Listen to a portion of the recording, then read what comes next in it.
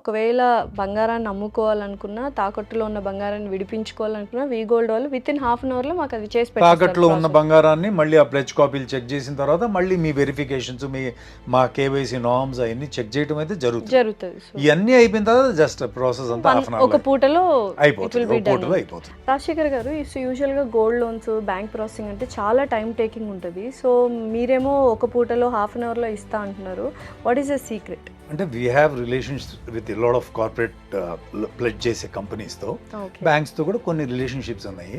అదే ఆ స్క్రూటినీ వరకేనమ్మా టైము. మిగతాదంతా ప్రాసెస్ ఒకసారి ఆ స్క్రూటినీ అయిపోయిన తర్వాత మీరు నా ప్రైస్తో, నా ఎస్టిమేట్తో యూఆర్ కన్విన్స్డ్, దాని తర్వాత it just take half an hour, online transfer ప్రాపర్గా జరిగిపోతుంది.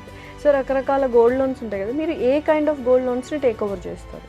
ఎనీ గోల్డ్, బ్యాంక్ అయినా, మీ కార్పొరేట్ ఆఫీసెస్లో అయినా, పాన్ బ్రోకర్స్ దగ్గర ఎక్కడ చేసినా వీ విల్ డూ ఇట్.